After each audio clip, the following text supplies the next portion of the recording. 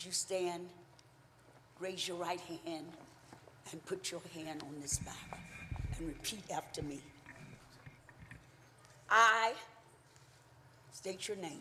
I, Kathy Hochul, Do solemnly swear do solemnly swear that I will support that I will support the Constitution of the United States the Constitution of the United States and the Constitution and the Constitution of the State of New York. of the State of New York. I will faithfully discharge discharge the duties the duties of the office of the office of Governor of Governor of the State of the State of New York, of New York, according according to the best of my ability. to the best of my ability. So help me God. So help me God. Welcome.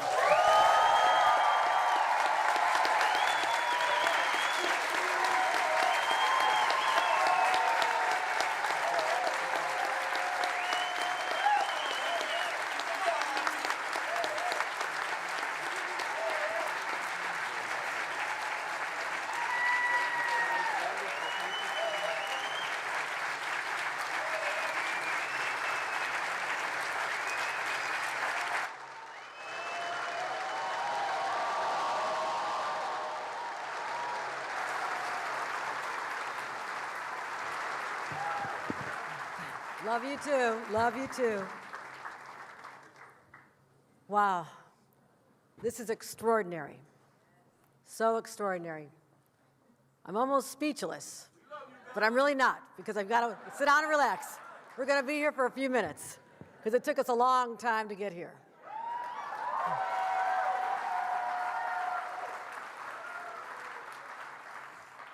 And I'm still touched by the words of young Caden Hearn. You wonder how we found a poet laureate. Well, to find a poet laureate, you have to walk the streets of Harlem. I was outside the Apollo Theater. It was amateur night. I was checking it out. We had just given them some money. And there's a long line around the block. And I saw this young man standing there. I said, "You going in to watch somebody?" He goes, "No, I'm a poet. I'm going to go recite." Okay. So I said, "What's your poem?" I figured he'd whip out a piece of paper and read it to me. He had memorized it. And he gave me a poem, and I stood there on the spot, and I said, "If I win this election, you are my poet laureate, and I want you here." He gave me.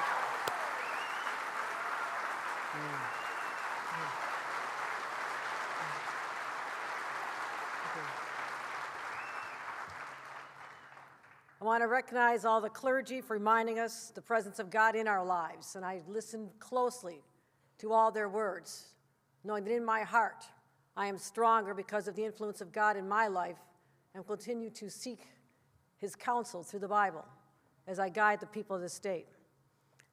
I also want to recognize the extraordinary leaders, and you heard many of them speak here. My God, we're blessed in this state. We have the finest.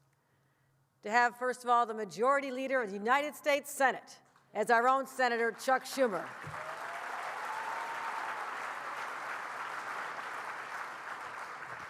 I thought maybe he was the Postmaster General. He delivers so much. Thank you, Chuck. We have a former governor with us, David Patterson. Thank you for being a source of great counsel to me. As only a few number know the struggles of this position, but you inspire me, David Patterson. The members of the New York congressional delegation, my former colleagues, Joe Morelli, Paul Tonko, Richie Torres, and my former roommate, Carolyn Maloney.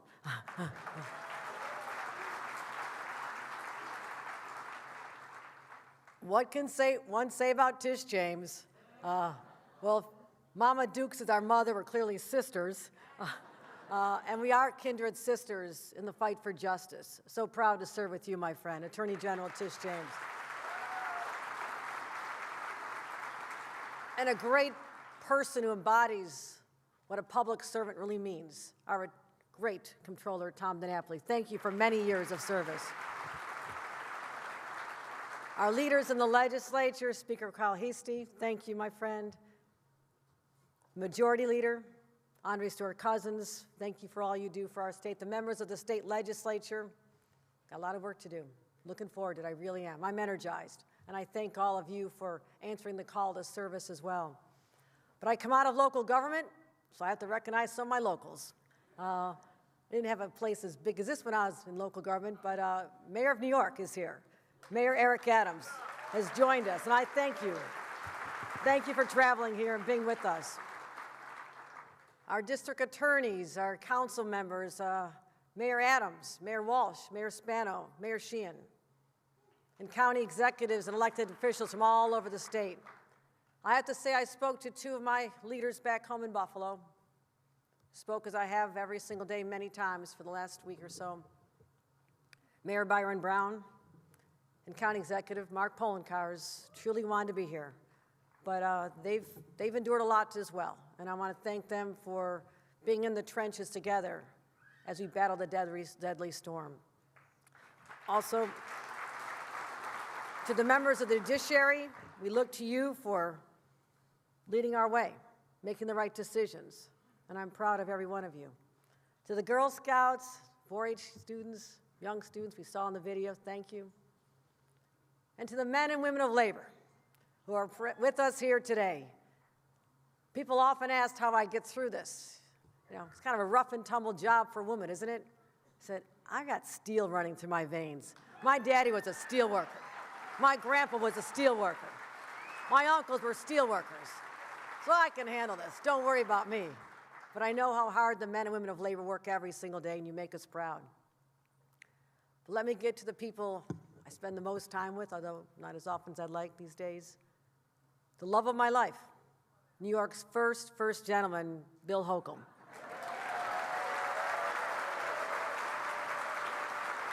He has endured my absences and the stress, and I told him, stop reading the social media, don't read the blogs, don't read the news anymore.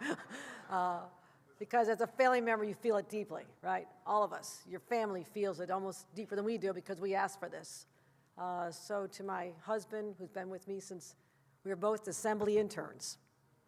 To my parents, could not be here. We lost my mom a few years ago. She departed literally 2 months before I was nominated to be lieutenant governor 8 years ago. But I think of her every single day. And my father, who couldn't travel here, but I know he's with us in spirit. And my entire family, sister Sheila, brothers who are here, nieces and nephews, and my Aunt Patricia, who's been working on campaigns with me since I was a kid. So to them, I'm grateful. But two who've endured the most absence from their mother would be my children, Will and Katie, who grew up with a mother who ran for office when they were preschoolers. Most mothers were not doing that at the time. And I dragged them knocking on doors, and sometimes when they had to go to the bathroom, we had to ask strangers if my kids could come in, and we got a lot of stories. So thank you for all the absences, but still supporting your mom no matter what.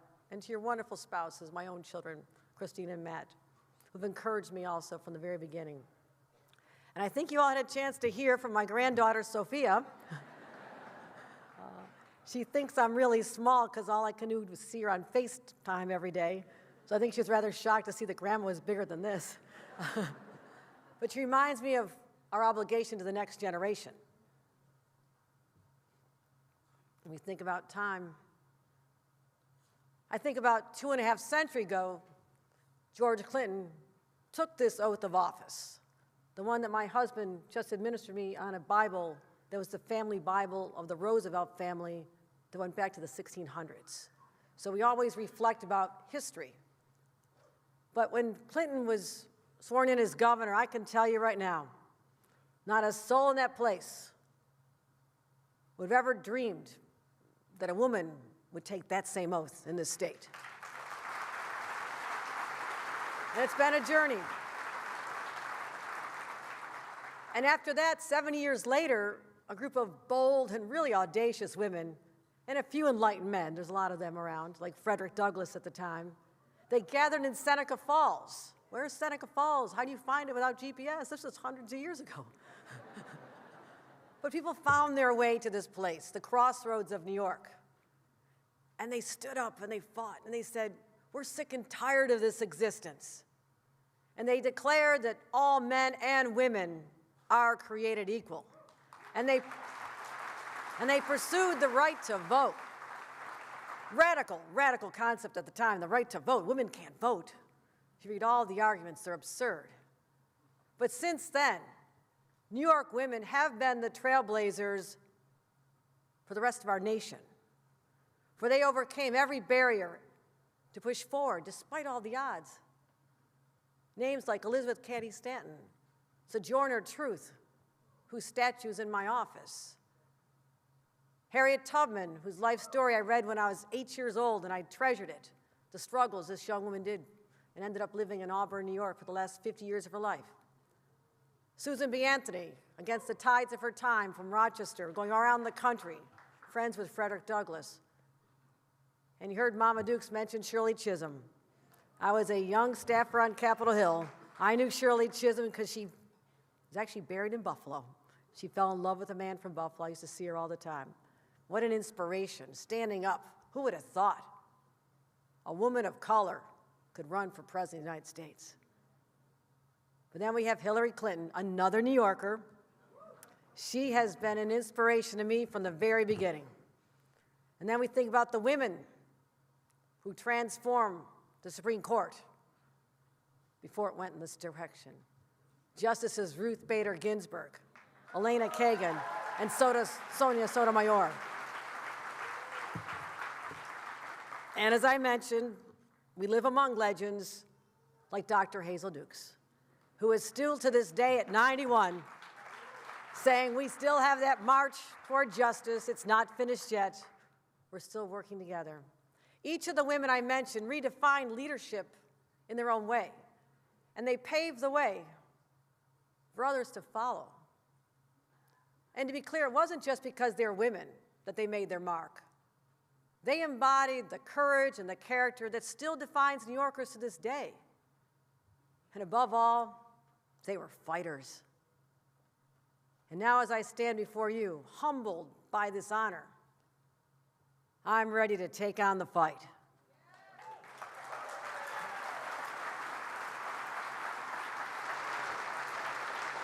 To paraphrase one of our former governors, Teddy Roosevelt, the people have now chosen a woman to be in the arena. You've heard of the man in the arena. There's now a woman in the arena. And that man and that woman are willing to be marred by dust and sweat and blood to strive valiantly and spend herself in a worthy cause. As the sign says, I didn't come here to make history. I came here to make a difference and to pursue the worthy causes, pursue them together. And as your governor, I'll keep fighting for you every single day. And this is what I know about New Yorkers. Just like the lieutenant governor. Lieutenant governors do a lot of traveling. I know every corner of this state. New Yorkers are tough. They're undeterred. They're unafraid. We're also innovators and creators. We can be optimists and realists, dreamers and doers. But above all, when we are united, there's no stopping us. And there is no fight for what is right that we will ever back down from.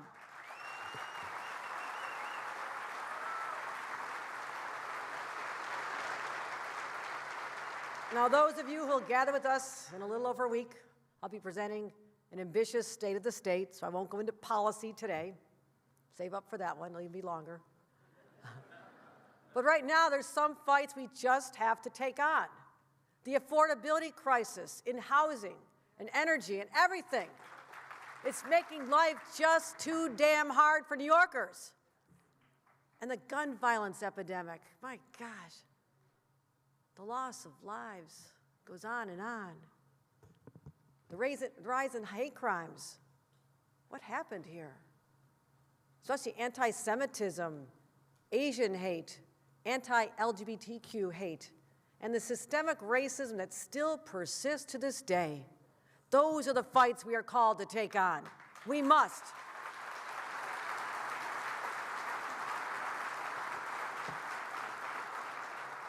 And we're still dealing with the lingering effects of the pandemic that disrupted every aspect of our lives, from the loss of learning for our children, the loss of jobs for our workers, the tear in the social fabric that led to mental health challenges and increases in crime.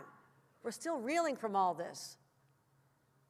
And while we're doing it, we still have to fight back against the Supreme Court's hostile assault on basic rights, such as a woman to make decisions about her own body. We are in this fight. We're in this fight to the end.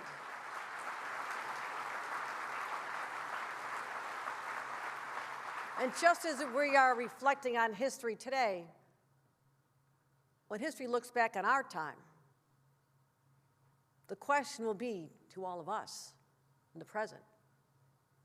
The question is whether we rose up to meet these challenges today and challenges yet unknown. Whether we took the torch that was passed to us from those trailblazers and made it burn even brighter before we passed it off to the next generation.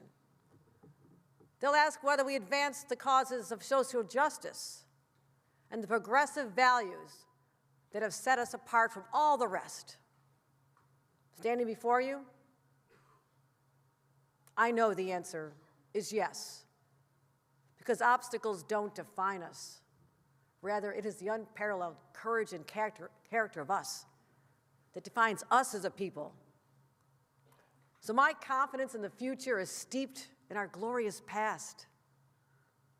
In the face of adversity, we always persist, we persevere, we prevail.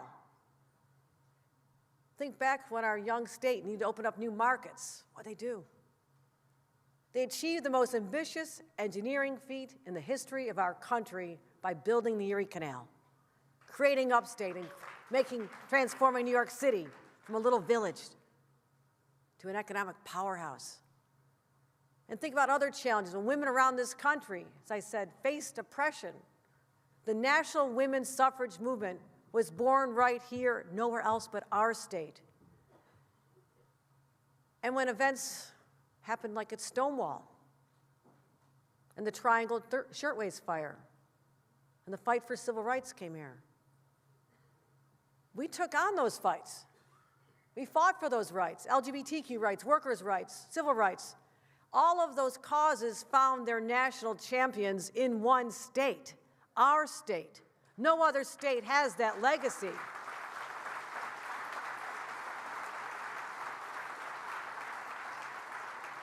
You know, it was 20 years ago, the unspeakable terrorist attack, 9/11. They sought to divide us, take us down. You know what? New York rose up, became even stronger instead. And just this year, we prayed for their souls. We experienced twin tragedies in my hometown of Buffalo. I see Senator Kennedy here. He knows what I'm talking about. Crystal Peoples-Stokes would have joined us, but she's dealing with the aftermath as well. First of all, we had a hate-filled domestic terrorist attack on my neighbors in Buffalo, simply out grocery shopping on a beautiful day. Afterward, we came together, the legislature, our leadership, and we passed the toughest gun laws in our country to say no more. And just over the Christmas weekend, with the blizzard of the century, and we pray for their families, the souls we lost. But oh my gosh, we had heroic people. It was dangerous. It was so dangerous to be out there. I want to recognize the heroic first responders, law enforcement, and the ordinary citizens who helped the strangers in their time of need. And we are so honored to have some of the men and women who fought that blizzard here with us today. And one of them, they all have incredible stories, but one of them I want to highlight. Fire protection specialist John Makem. He saved 3 stranded ambulances carrying sick people to the hospital that got stranded and could not move. He and a few good Samaritans also helped a doctor on his way to save lives, and his mother were trapped in a car. They didn't know if they were going to hold on. He rescued them. He worked with another fireman and a citizen, because that Buffalo is truly the city of good neighbors. To John and everyone else who worked during that blizzard, please stand up and let's give these heroes a round of applause.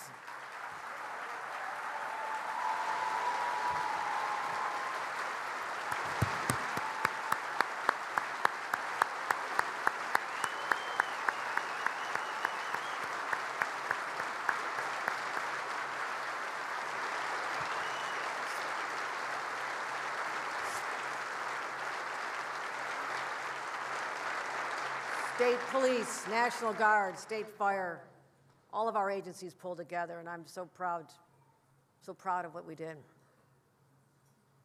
New York State workers alone were responsible for 600 saves. Saved the lives of 600 people. But as we can see, every single time New York faces a travesty, we turn it into a source of strength and growth and advancement.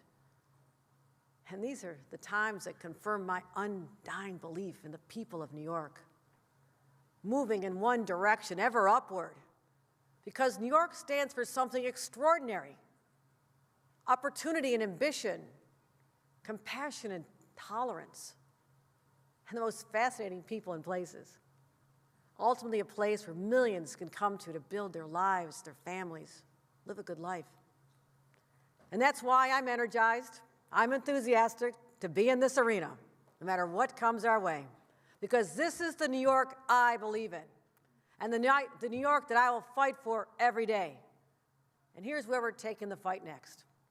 First, we must and will make our state safer. This means New Yorkers can walk our streets and ride our subways. Our kids can go to school free from fear. And we'll work together with our partners, our mayors, and get it done. Secondly, we have to make our state more affordable. Yes, people want to be here, but the thought of not being able to have your grandkids grow up in the same community that they were raised in because they can't afford it, that's very sad. And New Yorkers are just struggling to pay rent, food, and gas to get to their jobs. They're hurting. Our people are hurting. We're going to fight for them. And we must reverse the trend of people leaving our state in search of lower costs and opportunities elsewhere. We can do this. And lastly, we must create opportunities for the people today, but also invest in it tomorrow so our young people, like our poet Caden, can have a better life. And we're going to keep opening the doors to communities and people who've historically not had opportunities. We'll create economic empowerment so communities of color are no longer left behind and marginalized. We'll make sure that our kids can thrive and have a first-rate education so their future has unlimited possibilities. And while so many states are sliding backwards when it comes to basic fundamental rights, New Yorkers will never have to worry about whether their rights are protected here in the state, because the right to choose, the right of marriage, the right to vote, and the right to a life free from hatred and discrimination is basic to who we are. They're all worth fighting for. And as we protect our future generations and their rights, we're going to continue to lead the nation in our ambitious plan to combat climate change and protect our environment, because no place on earth has more God-given natural treasures than New York.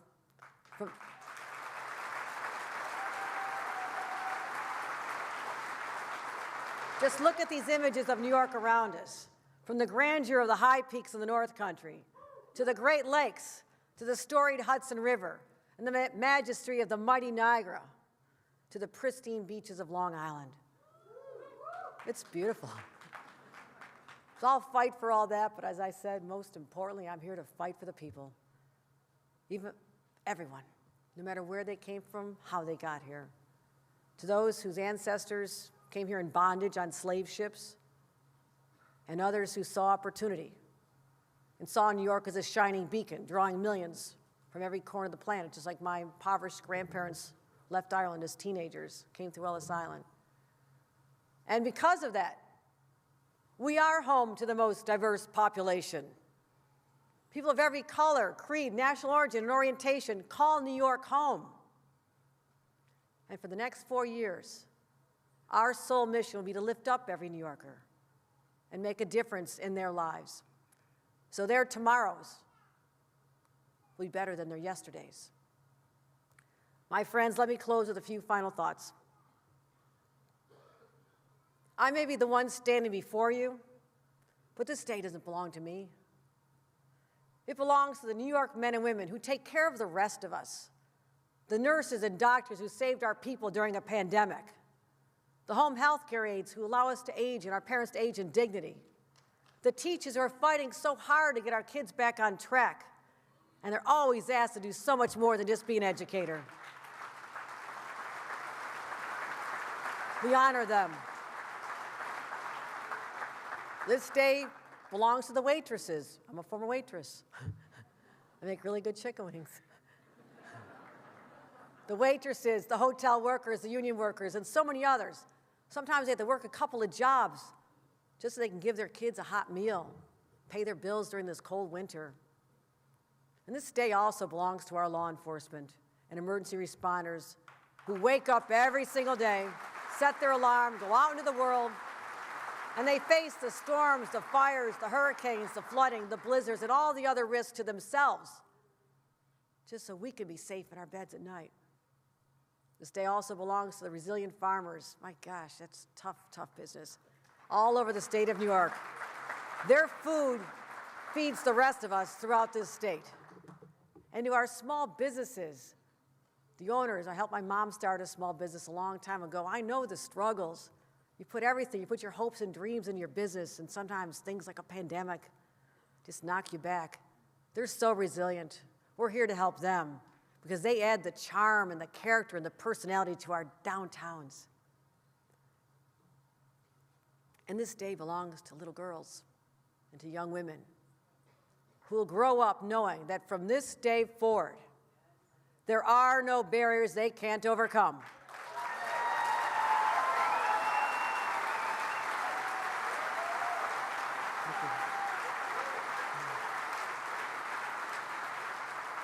I remember one of my first days as governor, very first days. I went back to the Erie County Fair. I've always gone to the Erie County Fair. A young mother came up to me with her little 5-year-old daughter, and she said in this hushed voice, "Look, sweetie, it's a girl governor." And what she said, I'll never forget. That means little girls can grow up to be whatever they want, and so can you. And that is true. That is true. So, as I approach the next 4 years with the energy and the sense of purpose and optimism, I know I'm not alone,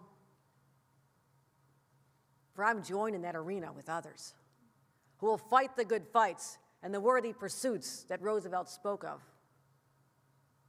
Let's use these coming years to truly make a difference for each other and to make this state stronger than it's ever been in our glorious history.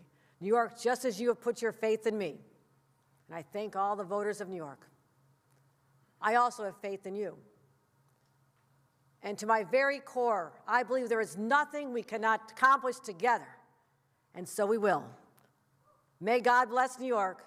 May God bless the United States of America, and thank you, New York.